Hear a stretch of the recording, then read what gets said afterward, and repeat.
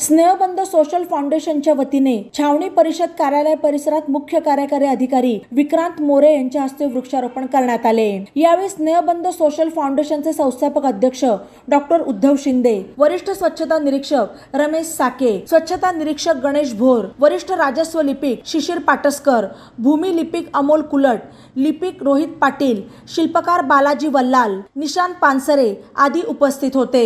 वृक्ष केवळ आपले जीवनच प्रभावित करतात असे नव्हे तर ते आपले अस्तित्व सुरक्षित ठेवण्यासाठी संजीवनी प्रदान करतात असे यावेळी बोलताना विक्रांत मोरे म्हणाले। स्नेहबंध फाउंडेशनच्या वतीने दरवर्षी विविध शासकीय कार्यालय, शाळा परिसरात वृक्षारोपण करण्यात येते। त्याचाच एक भाग म्हणून छावणी परिसर कार्यालय परिसरात वृक्षारोपण करून पर्यावरण संवर्धनासाठी हातभार लावण्यात आला।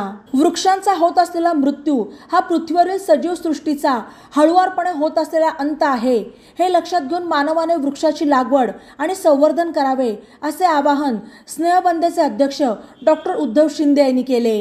बातम्यांसाठी ई नवा मराठा YouTube चॅनलला सबस्क्राइब करा आणि बेल आयकॉनवर प्रेस करा।